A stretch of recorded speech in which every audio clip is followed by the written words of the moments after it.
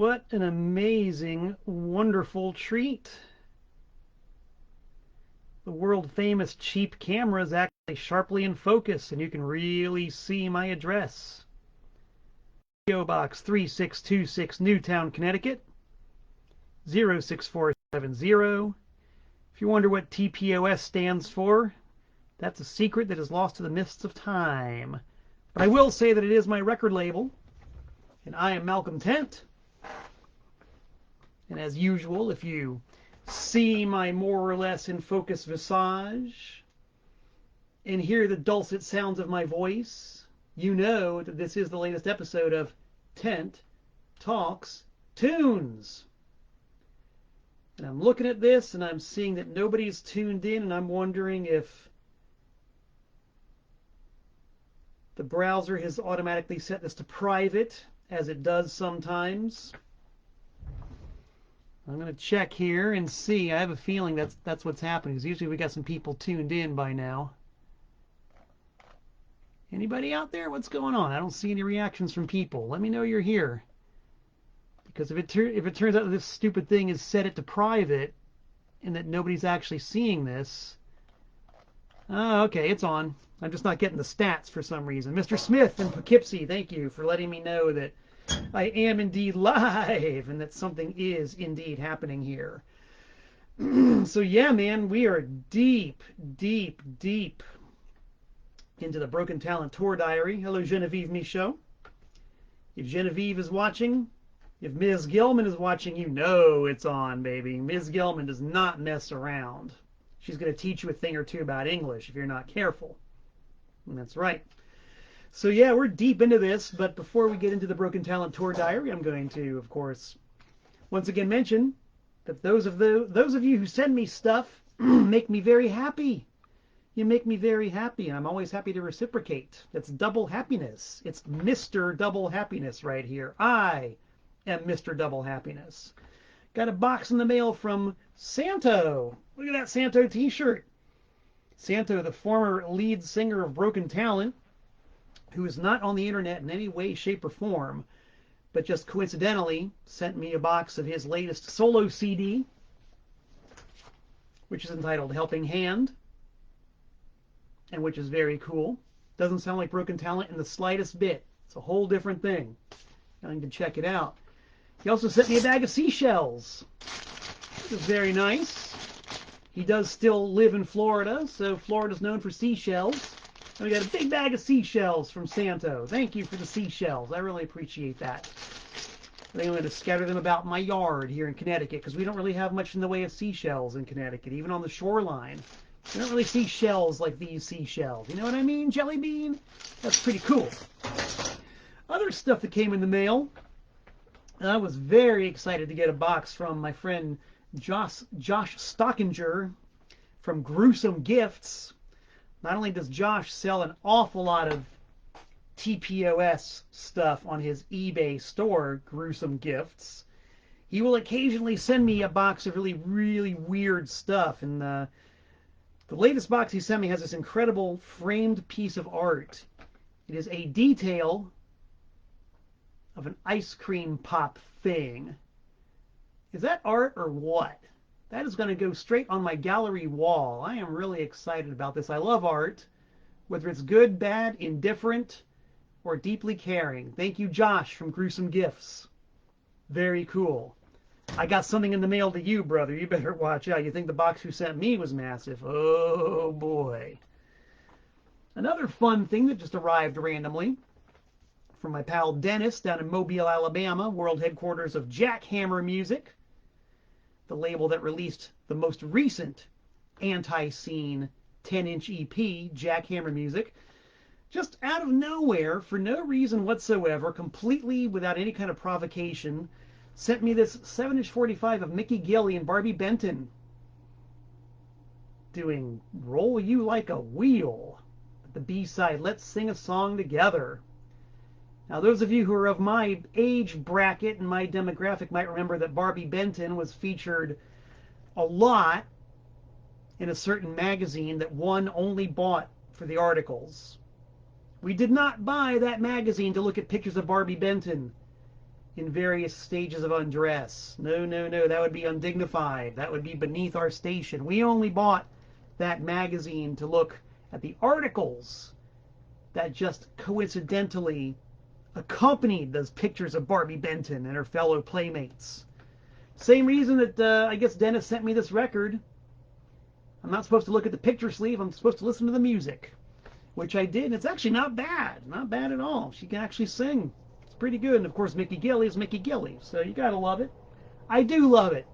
Thank you, Dennis. Once I can think of something that I haven't already sent you, I will send you something. Because random free-form trade is very cool and much fun. Harkens back to the days of tape trading, when you would send cassettes back and forth to people in the mail, sometimes mixtapes, sometimes live recordings, sometimes your own band, and you never knew what you were going to get. That was really neat.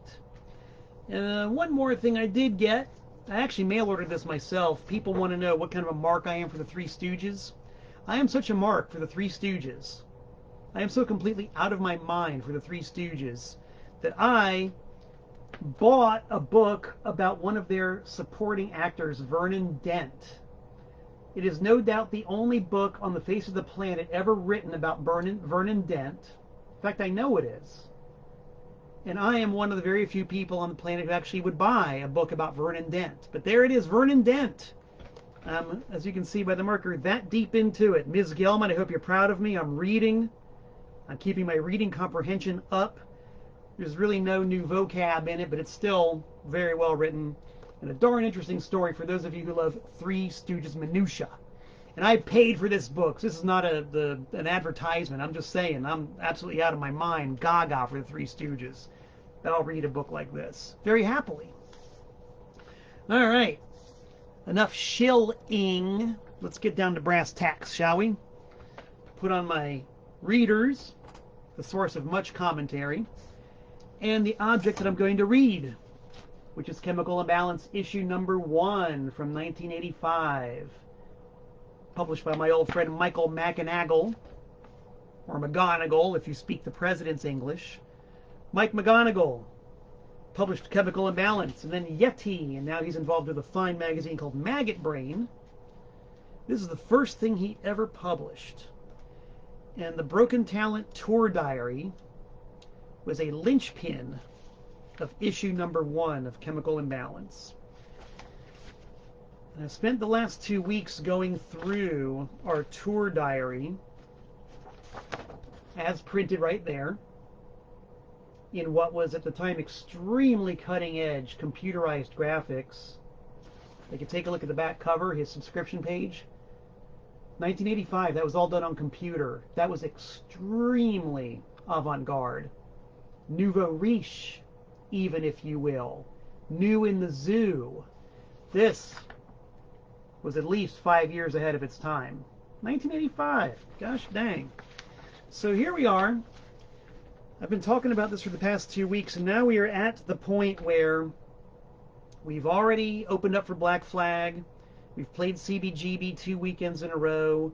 We've been stranded in New York City, and now we have busted out of New York City, and we're about to hit the next destination, which is Pittsburgh, Pennsylvania. And just a wee little bit of backdrop.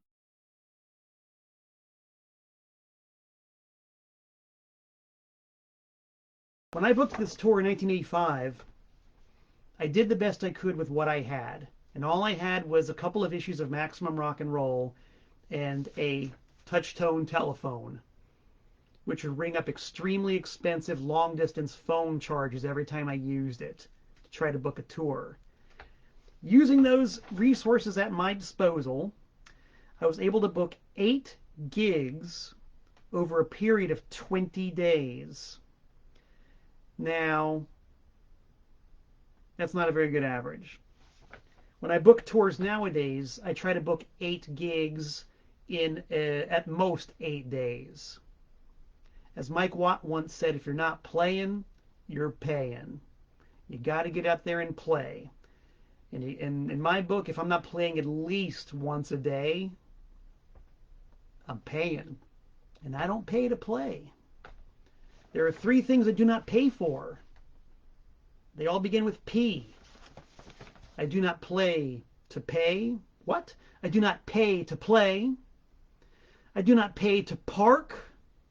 And the other third item that begins with a P that I do not pay for, I will not mention on family television.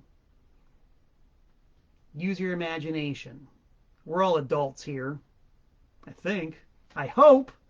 I really do. I'll just move on. Anyway, so where we left off last week is we'd been in New York, and it's time to go to Pittsburgh. I've been staying with my friend Ted and Nancy in their itty bitty little teensy tiny apartment in the East Village of New York City. Mark, Shane, and Santo have scrabbled up a place to play with Elizabeth and Carmen of the band PMS, and they're expatriate Floridians. They were in the Great Morbid Opera for a long time.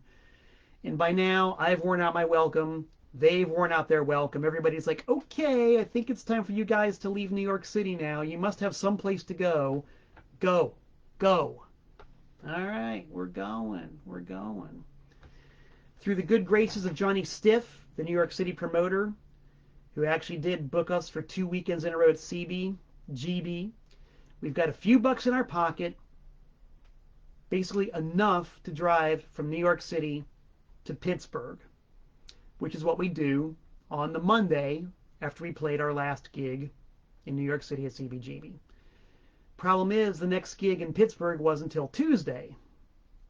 So we really didn't know what we were going to do, which is per usual in this story of the Broken Talent Barely Alive 85 tour. We didn't know what we were going to do.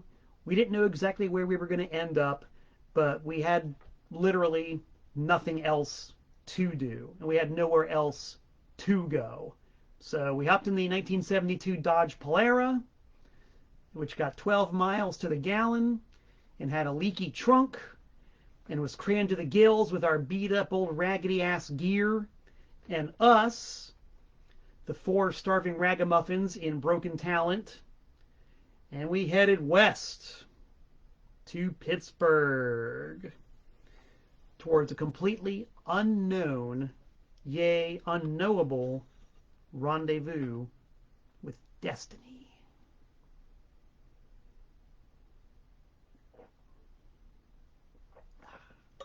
And we could not ever foresee the density of our destiny. How'd you like that? A little palindrome. Or something like that. Let's make sure everybody's still tuned in here and listening to my rantings and ravings and crazed insanity. Yes, okay. Pittsburgh. We arrive in Pittsburgh late Monday night. We were somehow able to find the venue, the Electric Banana in Pittsburgh. We get there Monday night without a friend in sight. We still got nothing to do, and now we definitely got nowhere to go because we have arrived. A day early and several dollars short.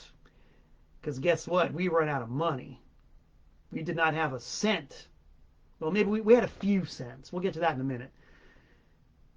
Day early, dollars short.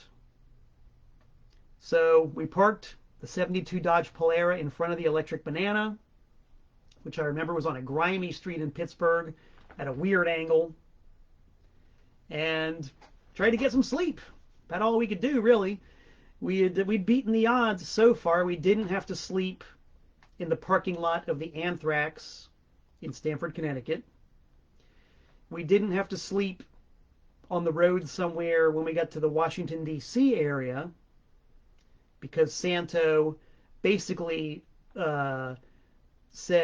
basically had us drop in on a friend of his who lived in D.C. who was not expecting us, but graciously put us up anyway. Thanks, guy, whoever you are. Thank you. We did not have to sleep on the streets of New York City, due mostly to pure happenstance more than anything else. But tonight, the luck lottery ran out, and we're in Pittsburgh, and we had to sleep in the car, so we made ourselves as comfortable as we possibly could in the 72 Dodge Polara, the four of us in all of our grimy, greasy gear, and attempted to sleep, which we did until it was just impossible to even try anymore. And if you road warriors out there who have done such a thing, you know what I'm talking about. You really can only sleep for so long in a car. Even nowadays, because I still tour as relentlessly as possible. I'm on the road a lot, circumstances permitting. Every now and again, I will end up sleeping in the car. These days, more that's out of choice, because I look at the itinerary and say, well, all right, I'm in Chapel Hill, North Carolina, and I want to make it back to Danbury, Connecticut, and I don't feel like stopping. I'll just drive, find a rest stop, make myself comfortable with my sleeping bag and my pillow and my blanket, and just sack out for a little while, and then make the rest of the trip. I make myself very comfortable, and I enjoy doing it, and I like doing it, but you can only sleep so much in a car. I'm not one of those guys who can sleep anywhere, anytime. And especially when you're in your 20s and you're all wound up and you're hyper, and there's four of you in a 72 Dodge Polara, which is not the Ritz-Carlton, I wish to assure you, and you're in Pittsburgh and you're hungry, you're only gonna sleep so much. So we all eventually stirred and found ourselves in Pittsburgh, still with nothing to do and nowhere to go. And we were hungry, so we scraped up all the jack that we possibly could. I mean, we're talking about emptying out pockets. And I will never forget, ever, that we came up with just enough money to go to the corner deli and buy ourselves a loaf of white bread, a jar of peanut butter, and a quart of milk. And that was it. We had nothing left after that. So we all went back to the 72 Dodge Polara, and we all went back into our respective seats, and we made peanut butter sandwiches and drank the quart of milk, and still had hours to kill before the gig. It was probably at this point like 10 a.m., you know. Whew. Road life. My main man, Stefan, who's tuned in from way far away, says we should have panhandled. I wish we had thought of it. I honestly wish we had thought of it. It never even occurred to us to panhandle. It had occurred to us at various occasions to go to Manpower, which was the show up at 6 o'clock in the morning and sign a sheet and wait for a job to come through, and you work all day on a loading dock or something, and they pay you cash at the end of the day. We thought about doing that, but we never thought of panhandling. We never thought of selling blood. I mean, we were the blood sluts. Our first record, Blood Slut, all about people who sell blood. Never even occurred to us to live up to our own publicity and sell blood. We thought our only option was to starve. So we starved. Or ate peanut butter on white bread with a quart of milk, you know? Gee whiz. Genevieve Michaud says, I can sleep anywhere, anyhow, even standing up at a show. I am so envious of you. Because I can't do it. Can't do it. Cannot do it. Even during a band that I wish I could sleep through. Can't do it. Anyway, I think it was Mark who got the idea that we should find the local college and find the college radio station there and see if we could go on air and talk about the show and have them play the record and promote ourselves. Great idea. I forgot to mention, too, that while we were at the corner deli buying our peanut butter and our bread and our milk, I will also never forget this couple who were there just looking at us like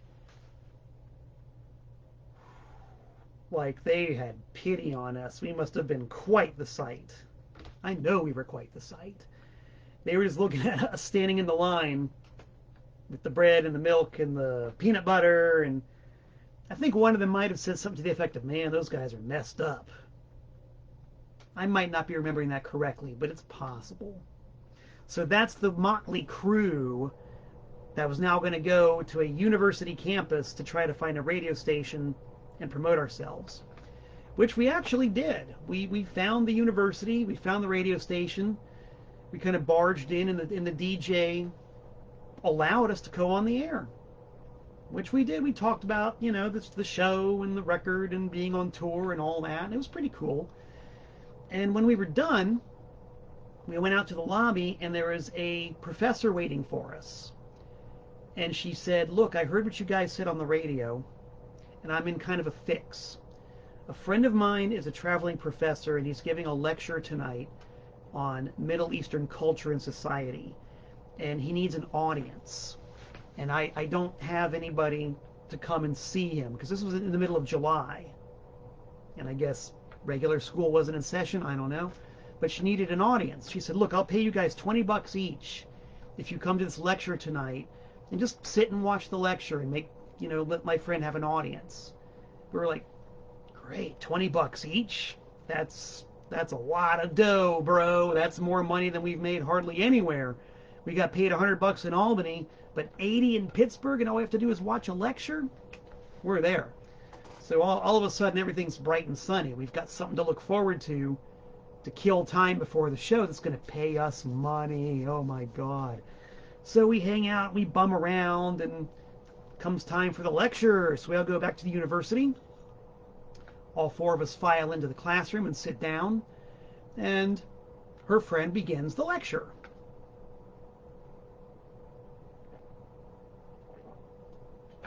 We're the only four guys there. I can only imagine what this dude thought of the student body at whatever university this was in Pittsburgh after delivering his lecture to us. Ooh boy. Oh boy. Whatever, he sailed through it. I learned a lot about Middle Eastern culture. I learned what the left hand is for. I learned what the sand dunes were for. Like why you go over the sand dune with only your left hand in tow. Once again, I'm not going to say it. Look it up. It was very enlightening. So we see the lecture, we learn, it's great, everybody's happy. Lecture's over, the professor says, okay, show up tomorrow at the radio station and I'll be there in the morning with your $20 each. We're like, awesome, we don't get paid tonight, but we get paid tomorrow. That's great. See you tomorrow. And by now it's time, finally, to go to the venue and load in. The Electric Banana in Pittsburgh. Well, we load in. The Electric Banana already had a sort of infamous reputation. The owner was reputed to pull out a gun if bands got too demanding or he thought that the situation was too unruly or whatever. So we're a little bit trepidatious about this, but whatever, we're there. We load in. We were not only starving, but really funky. And the owner of the club said, hey, if you guys want to shower off, obviously reading between the lines, just taking one look at us, if you guys want to shower off, we've got a shower in the basement.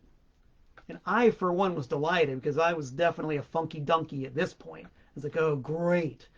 So I had, clean shirt or whatever and a bar of soap. I go downstairs, and what they had was a shower head, just a shower head hanging down from the ceiling with a faucet somewhere, like over on a wall, on a dirt floor.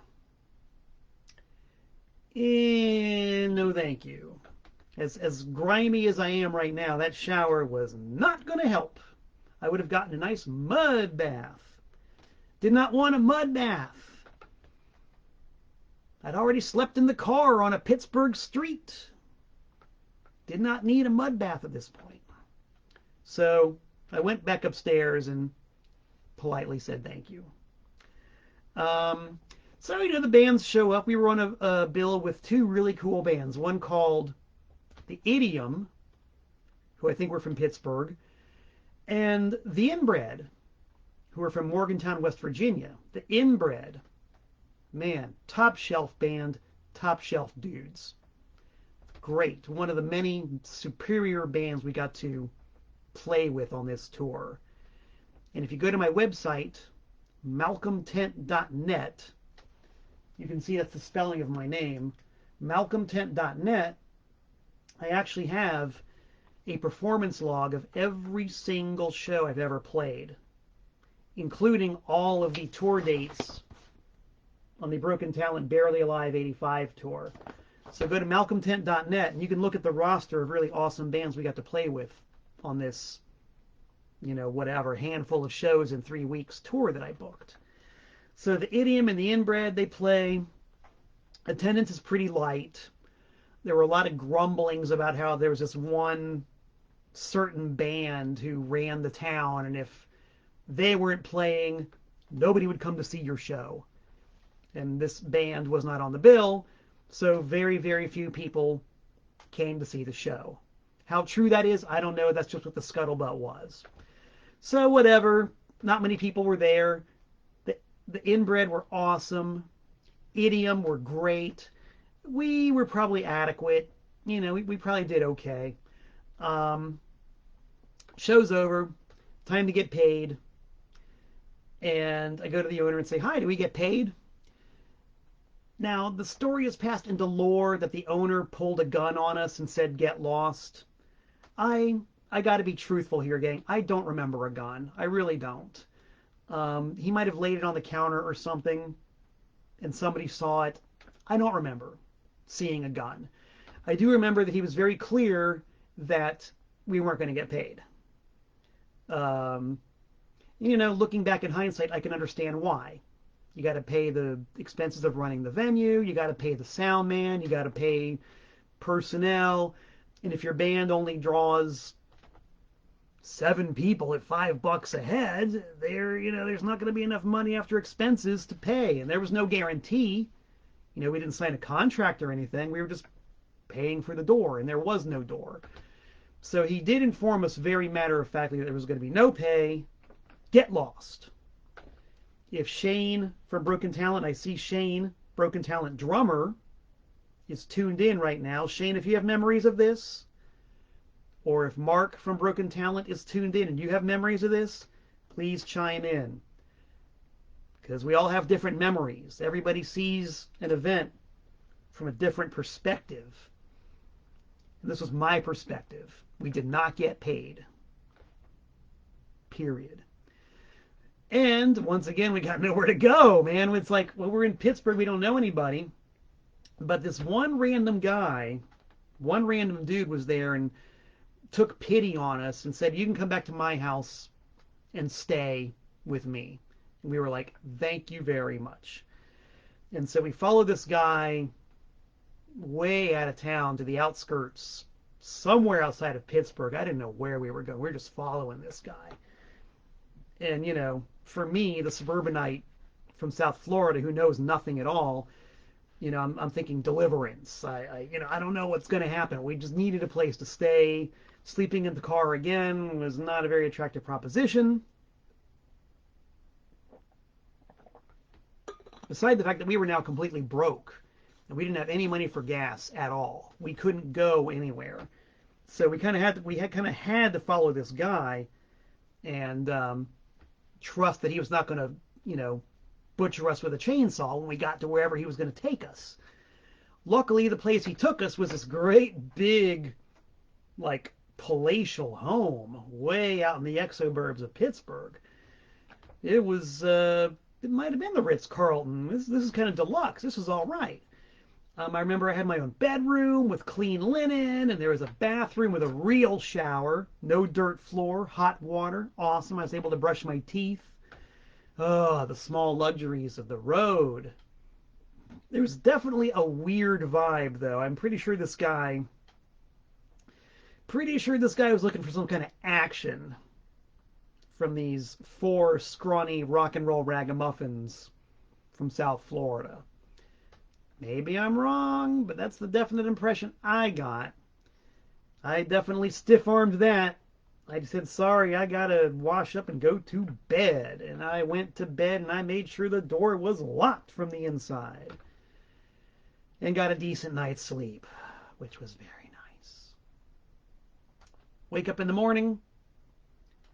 We're not in Pittsburgh anymore. We got nowhere to go. Let's get the dates correct. Pittsburgh was on God damn, look at this. July 23rd. The next gig was July 27th in Marion, Virginia. So we have zero money, and we got to be somewhere for 4 days until the next gig in Virginia. So what do? Well, we do the time-honored thing. We follow the time-honored tradition of starving young punk rock peons, and we draw straws, and Shane, our drummer, is the guy who got the short straw, and he was the one who got to call home and ask for money. Yes, it finally came to that. We actually made it for 16 days. We made it 15 days before we had to sleep in the car. And we made it 16 days before we had to call home for money. And Shane was the lucky guy who got to do it. And as you can imagine, Mom was not very happy. Mom was not happy at all to hear about that. But she did it. Thank you, Shane's mom. She did it. We had to go to the Western Union office, wherever that was, and wait in the office for the money to come through, because that's the way it was done in those days. I think it still is in some parts of the world. You went to Western Union and waited for the money. Oh, Stefan reminded me, what happened with the professor? That's maybe the best part of the story. Why were we at the Western Union begging for money from Shane's mom? Because we went to the university radio station waiting for the professor to bring us our money, and she never showed up. Isn't that nice? A college professor taking advantage of 4 starving broken talents. She promised us money to sit through her asshole friend's fucking lecture, and then stiffed us the next day. She no-showed us. That's why we were at the Western Union begging for money. If she had showed up with the money, we probably would have made enough. We probably would have had enough to put some gas in the tank of the 72 Dodge Polara and make it back to the town that we were hubbing in, which was Charlotte, North Carolina. But nope. Nope. The professor screwed us. And yes, it was a very interesting lecture, but fuck her. And her taking advantage of 4 scrawny, malnourished, long-haired, scruffy, I'll use the word again, ragamuffins, just taking advantage of us and leaving us to twist in the stiff breeze that blows through the canyons of Pittsburgh. So Shane's mom, even though we wrote a song about her that wasn't very nice, called Runaway, she did come through with the money, and now we had the $100 minus the fee, and we could put the money into the gas tank of the 72 Dodge Polara. They got 12 miles to the gallon. And we could drive to the hub city of Charlotte. Paul says name her so we all know. I don't know. I never knew the name of the goddamn professor. I don't even know the name of the university we were at, quite honestly. I don't know the name of the radio station. I know nothing. I know nothing. Pittsburgh is a blur, if I ever knew to begin with. Now, even though I did write everything down at the time, my notes do not actually name names, because I just didn't know. I'm double checking here. Yeah, nothing about Pittsburgh. Except for the fact that the Idiom and the Inbred were indeed great bands. Definitely. Really good bands. Anyway, why Charlotte, you might ask? Why were we hubbing in Charlotte? Well, I'll tell you why. Because the year before, on the Broken Talent Confederate Tour 84, I, for the first time, crossed paths with the almighty Anti-Scene. Drink a toast right now to Anti-Scene, kids. Menches, one and all.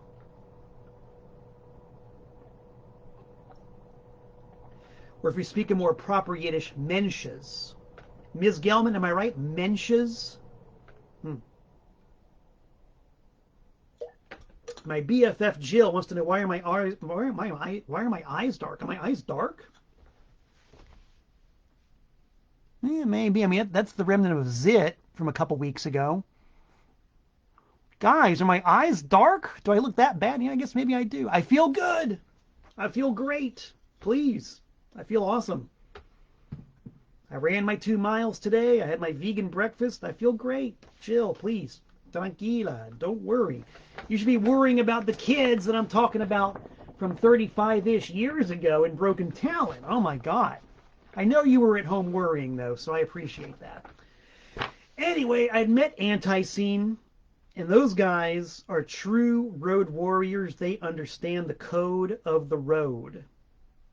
They said, if you need a place to stay, come stay with us. And we were very happy to take full advantage of that. We stayed with them for a couple of days on the way up to Albany, and we were now going to stay with them for a few days on the way to the next tour stop, which is Marion, Virginia. Jeff Young, Jeff Young was around. Joe Young and Jeff Clayton, Tom O'Keefe, Dana Ace Davis, they were all around, man. They were all part of the Anti-Scene scene, and they put us up in their apartment in Charlotte. And, you know, to get back to what Mike Watts said, if you're not playing, you're paying. So even though we didn't really have expenses, we still had to eat. We still had to put, you know, we're still burning gas going wherever we had to go during the day. We're still paying, you know, not playing. And our resources are just dwindling. We still had enough money from Shane's mom to put in the gas tank to go to the next stop, which was Marion, Virginia. And by the way, if you guys want a real laugh, if you want like a real chuckle, go get a map or go on to MapQuest, okay? Go to the website, my malcolmtent.net website, okay?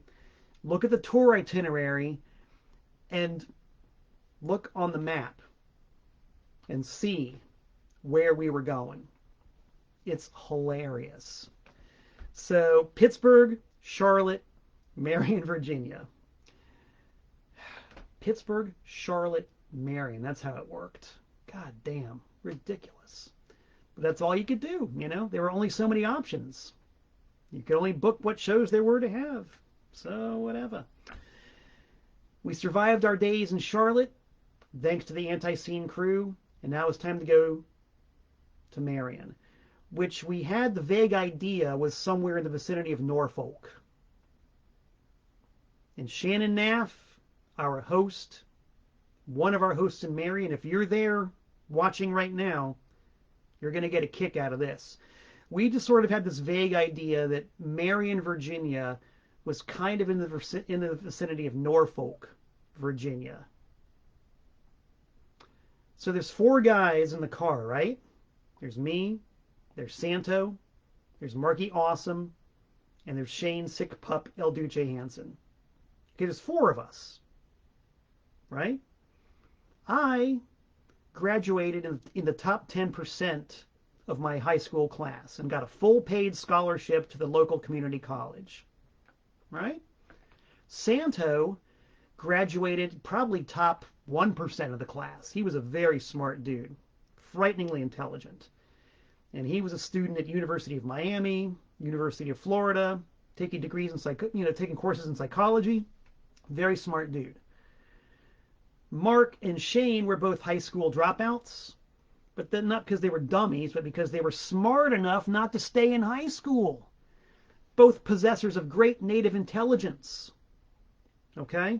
So you got 4 guys in the car, each one of them very smart.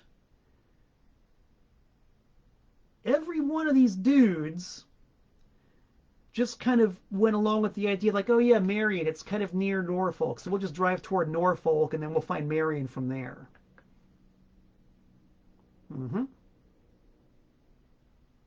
4 dudes. Took 4 dudes to come to that decision. Nobody said, well, why don't we take out the map and look for Marion? Nobody thought of it. We were punk rock, man. We were young and full of piss and vinegar. You ain't gonna look at no goddamn map. Marion is near Norfolk, so we're going to drive to Norfolk and then we're going to find Marion. Like I said, 4 smart dudes in one car. With a map, I should mention. All right.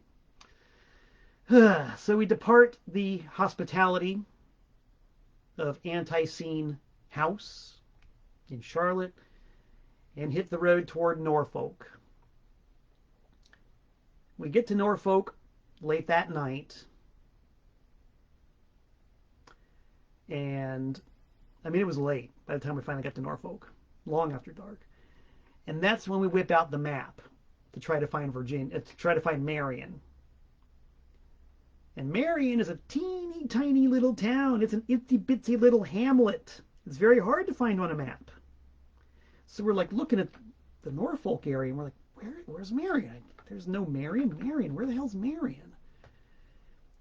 And we're like really scrutinizing this map, you know, with the overhead so-called map light that puts out 1/4 of a watt of light. And we're looking at the map and we finally like just start looking at other parts of the map, and like we're on the map where Norfolk is, and our collective eye eventually wanders over to this part of the map. Oh, Marion's over on the entire other side of the state.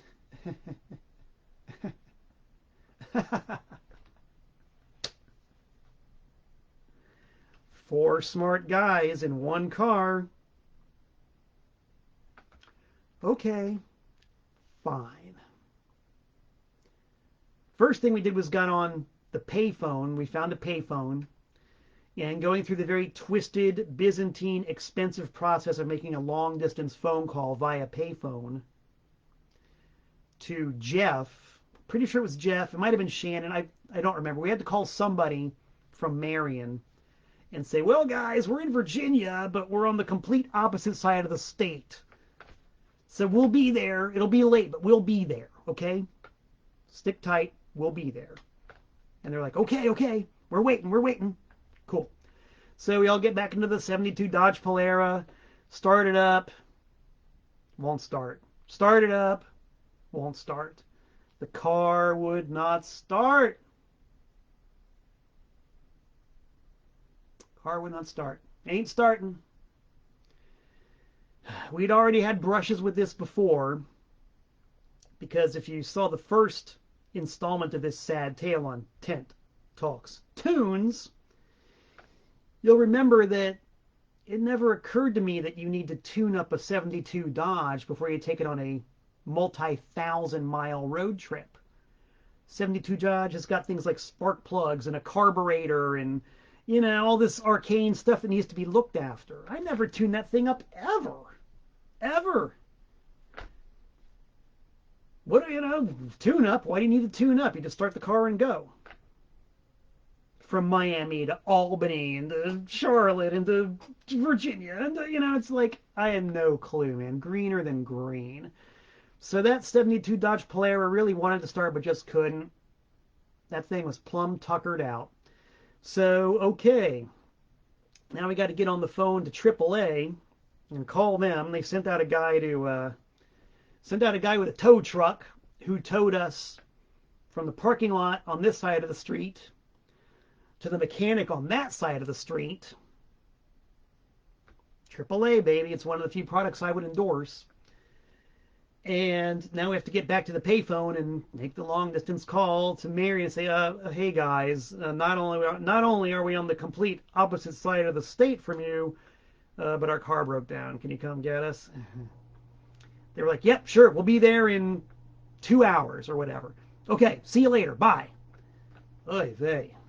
It's a good thing we had good friends, like the guys in TSA and Anti-Scene and Dave Stein in Albany and the dude in D.C. who he just dropped in on randomly and he let us stay there. Ted and Nancy in New York.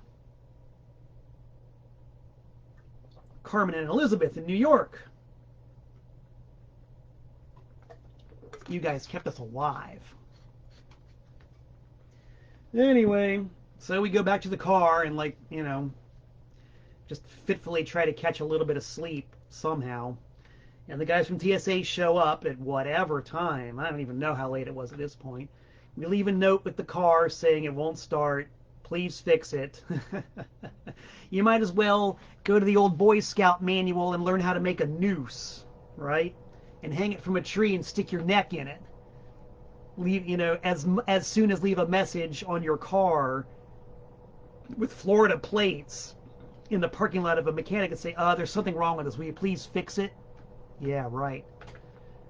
We'd already had a run-in like that in North Carolina, and it wasn't pretty. But what are you going to do? Nothing else to do. We leave the car there with a note saying, please fix it. And we get back in the car with the guys from TSA. And we drive back to Marion, to Jeff's house. Jeff is the guitar player from TSA, and he's hosting this big punk rock bash in his parents' basement. His parents, by the way, are out of town and know nothing about this. For all they know, Jeff is going to sit around and do whatever there is to do in Marion all weekend long, which is nothing. Nope, Jeff's going to have a punk rock show in the basement while Mom and Dad and the sisters are gone. Fine by me. I'm from Florida. Yeah, great. Bring it. Let's party. So we crash out. I remember I slept in Jeff's little sister's bedroom. And I'm like, I've been on the road now for the better part of 3 weeks, bathing intermittently, brushing my teeth intermittentently. And here I am in Marion, Virginia, in a little girl's bedroom, with the frilly sheets and the stuffed animals, and everything's like perfectly clean and fragrant. And here I am. Oy vey. I figured that I was probably shedding soot from Pittsburgh still, and I'm going to mess up this poor little kid's bed. But same deal. You got to do what you got to do. So I remember sleeping for a couple of hours, and there was a knock on the door. And I'm like, what? And Jeff said, hey, look, there's these guys who are here. They're here. They spent the night, and they want to see the show tonight, but they can't because they all have to go to work during the day. Would you guys play a set for them now? And it was like, I remember it being 8 in the morning. So, of course, we said, yeah, sure. Let's play. All of a sudden I'm energized. I'm, back to life. Let's play. 8 in the morning, no problem. Mark and Rick and Santo and everybody, Shane, everybody was there.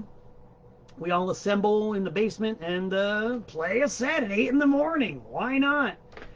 To the 5 or 6 kids who had to leave and were going to miss the party that night, we played a set. Sure. And they liked it. There was some mild slam dancing going on, a little bit of circle pit action at 8 o'clock in the morning in Marion, Virginia, in Jeff's parents' basement.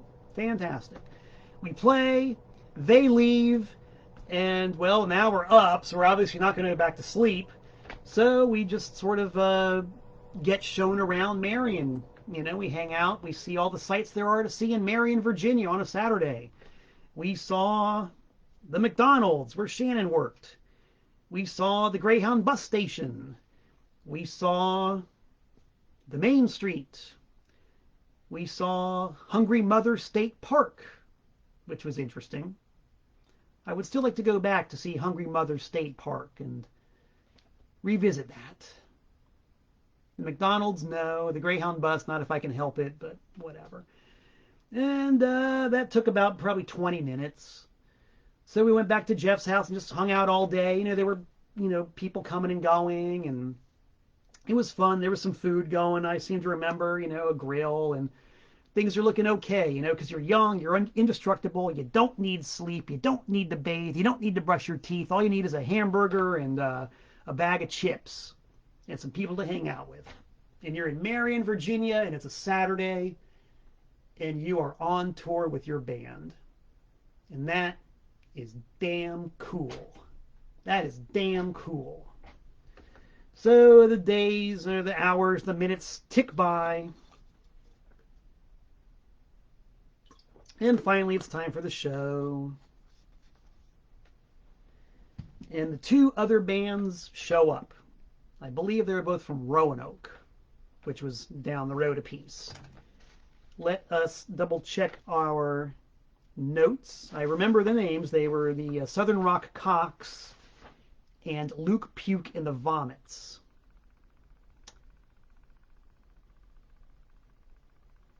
I'm assuming they were from Roanoke. Somebody can correct me if I'm wrong. But Roanoke was the next big town. That's where they were from. And by now, I'm amped up. I want to play. I'm ready to play, man. I want to play. The first band goes on. I'm pretty sure it was the Southern Rock Cocks. They played, did their set, hardcore, tore it up, great fun. And then Luke Puke and the Vomits get on the stage, such as it were. And they were so punk rock, it was ridiculous. They were literally learning their set as they went along. Like, they would sit down and say, okay, this song goes like this. Okay, E, A, D, E, A, D. Okay, you got that? E, A, D. Okay, because E, A, D. No, E, A, D. E, A, D. Okay, then the chorus goes B. Okay, you got that? E, A, right? Okay, you got that?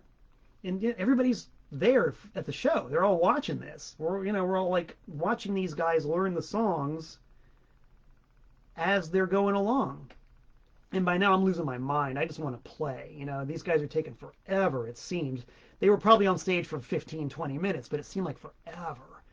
And I just had these visions of everybody leaving while these guys ditz around learning the songs, and then playing, and then learning another song. Whatever. They smashed a TV when they were done. That was cool. First time I ever saw a TV smashed in person. That was dramatic, man. Liked that a lot. Oh, that was good.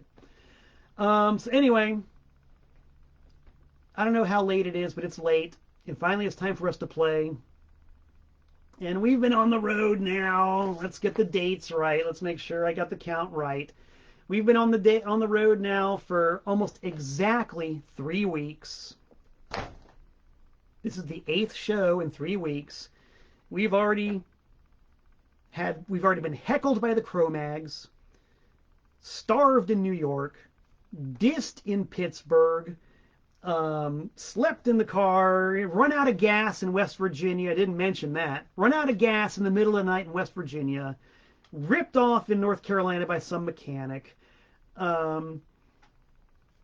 starving, everything I've already talked about. It all comes to a head in Marion, Virginia, in a basement after Luke Puke and the Vomits take goddamn forever to finally play their set.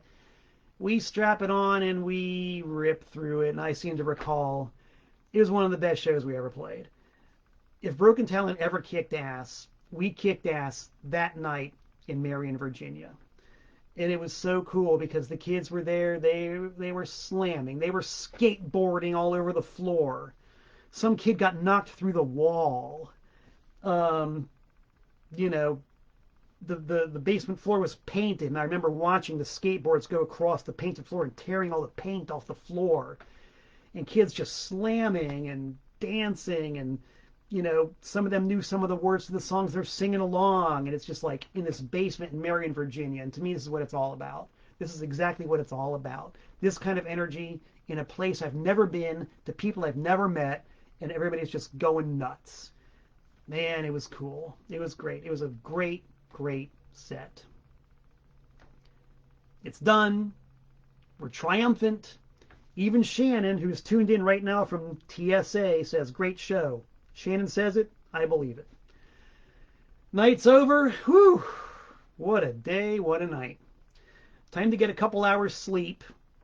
Once again, embarrassingly enough, in like an 11-year-old's bed, an 11-year-old girl's bed. All right, you got to sleep somewhere. And then we're going to get up way early in the morning. Thank you, Jeff. And he's going to drive us all the way back to wherever the hell we were in the vicinity of Norfolk, and hope that our car is ready. Because did I mention that Jeff's parents were out of town for this whole thing? Yes, I did. It's worth mentioning again. His parents were not aware of any of this happening. The basement's torn up. Some kid knocked a big hole in the wall by going through it. The place is all torn up. There's cans and bottles all over the place and cigarette butts, and mom and dad and little sister are coming back and they're expecting to find the house spick and span the way they left it. So Jeff not only has to drive the 2 hours or so to Norfolk to drop our sorry asses off and then drive back, he's got to get the place in shape so the mom and dad don't find out what kind of mayhem transpired while they were gone. There were pieces of TV set that had to be cleaned up. I mean, it was a mess. Whew. So we arrive at the parking lot somewhere in the vicinity of Norfolk, wherever we were. This is a Sunday now, mind you. And we were ready to have to spend the entire day in the parking lot because nothing's open on a Sunday in Virginia, you know. This is 1985. They probably still had blue laws in effect. So we're ready, you know. We're going to do what we had to do. The gig was great. We got paid some money. We'd already decided that we were going to have to cancel the last show of the tour, which was in Memphis, at this really, from what I'm told, awesome legendary club called the Antenna, booked by this really cool guy named Jimmy. We had the show booked, but by now it was just like, no more, no more. We cannot live in the car for another 3 or 4 days and drive to Memphis. We didn't even know where Memphis was. If we had known where Memphis was, we probably wouldn't have booked it in the first place, because Memphis is on the other side of Tennessee, dude. We would have had to drive all across Virginia, all across Tennessee, and then back home to Florida, with no guarantee that we were going to make enough money to do it. As it stood right now, we had just enough money to pay for gas to get to Florida, and hopefully enough money to pay for the car repairs. And we had already gotten screwed once in North Carolina. We were at the mercy of this mechanic, who, oddly enough, was actually there when we pulled up. The mechanic was there, the shop was open. And mind you, we had left the car there on Friday night, so we didn't know what to expect. We said, hi, we left the 72 Dodge Polara there, and were you able to look at it? And the mechanic said, oh yeah, I looked at it. Well, you needed a couple new spark plugs, and the other spark plugs needed gapping. Your timing belt was off, so I adjusted it. Your oil was low, I had to top off the oil. Your gas line was clogged, I had to brush it out a little bit. I didn't really do much. I didn't do much of anything. Was $20 okay? We said, yes, $20 is great. Yes, thank you. Thank you. We're like in tears. I know I was. Thank you, $20. So we give this mechanic $20, man. The guy, he could have screwed us so bad. He could have completely given us the shaft. But he didn't. He did the right thing, man, and he was convinced that he hadn't done anything. With that shopping list, he probably earned, in those days, at least 100, you know. $20, he got us on the road. We filled the tank. We hit the road. That long, lonesome highway, that grim stretch of pavement that leads to South Florida. And we drive all through the day and all through the night. Stopping for only the most cheap, ridiculous, greasy fast food that we could shovel into our punk rock gullets. And to fill up the tank yet again, 12 miles a gallon. Fill up the tank yet again. Come on, Bessie, you can do it. We're getting there. We're out of Virginia, now it's North Carolina, South Carolina, Georgia, Florida, and eventually to South Florida. We arrive in Miami just in time to hit a classic South Florida traffic jam. Yes, we are sitting on I-95 South at 8 o'clock in the morning on a Monday in a massive South Florida traffic jam. And it's July in Florida, so the sun's already up and it's beating down on us and it's hot. There's no AC in this car of ours, of course. It's hot. We're stuck in traffic and we're like, yep, we're home. We're home. Oh boy, we're home. So we drop off Mark, drop off Shane, Santo. Pretty sure I dropped him back off at his mom's house. He was staying there, I think, because he was hubbing at his mom's house. And I was hubbing at my parents' house, which was very close to where Santo lived. And that was it. All of a sudden, I was back in the old ancestral home, South Florida, Monday morning. And it was over. It was done. What an adventure. What a lot of pain and suffering and misery, but goddamn, we did it. We survived 3 weeks on the road. We went from Miami to Albany and over and back. We played our shows. Through the good graces of one bailout from Shane's mom, we paid for everything. We played with Black Flag. We played with St. Vitus. We played with the Cro-Mags, Token Entry, Crumbsuckers, the Inbred. We did it. We did it. Now, Jill, my BFF, is chiming in right now and saying, I can't imagine the smell of you at the end of that. Jill might not remember, but when I got home to my parents' house, I called her up to say, I'm home. I made it. We're alive. She says, oh, great. Can you come with me to Miami-Dade? I have to meet with one of my professors, and I need someone to come with me. And I was like, sure, why not? Why stop now, you know? So I was home for half hour, hour. I have no idea. But back in the 72 Dodge to pick up my BFF, we went to Miami-Dade so Jill could have her meeting with the professor.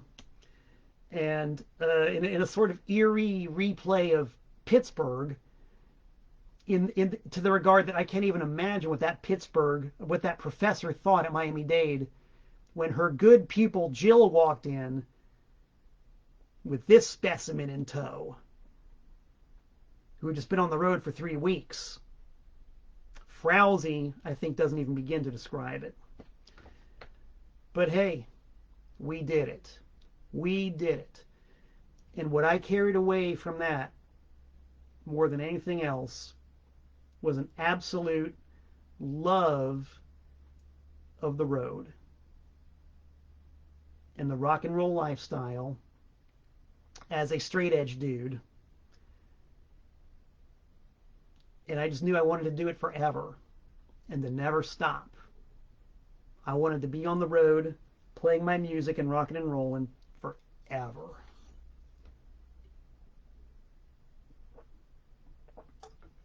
That was 1985. In the interim, I opened up what has been described to me as being the world's coolest record store, Trash American Style, in Danbury, Connecticut, and devoted most of my time for 21 years to doing that. Did take a little trip to various parts with the great Harvey Sid Fisher in 1995. We did a little bit of touring with Harvey Sid Fisher, and if you don't know Harvey Sid Fisher, do yourself a favor and look up Harvey Sid Fisher. Specifically, Harvey Sid Fisher astrology songs. Look that up. I guarantee satisfaction. A couple of short tours with Harvey Sid in 95. And then in 2004, started touring intermittently with my noise rock band Ultra Bunny, who you should also look up, Ultra Bunny. And then when the evil landlord deprived me of my store in 2007, I took about a year or two to recover. And in 2008, I started playing shows in earnest. And in 2011, I started touring again in earnest. And I haven't stopped, except, of course, for 2020 when nobody toured or did anything. But that Broken Talent tour kindled the flame. And I've been on the road for a minimum of 60 gigs a year from 2011 to the present day, circumstances permitting. So I have to thank everybody who enabled it to happen. Shannon, who is tuned in right now, he just posted a link for his band, TSA, also known as the Sarcastic Assholes. Salute to you, Shannon, and Jeff, and all the people in Marion. And to everybody, if you're watching right now and you helped us on that tour, thank you. Thanks to Mike McGonigal for printing it, the tour diary and Chemical Imbalance.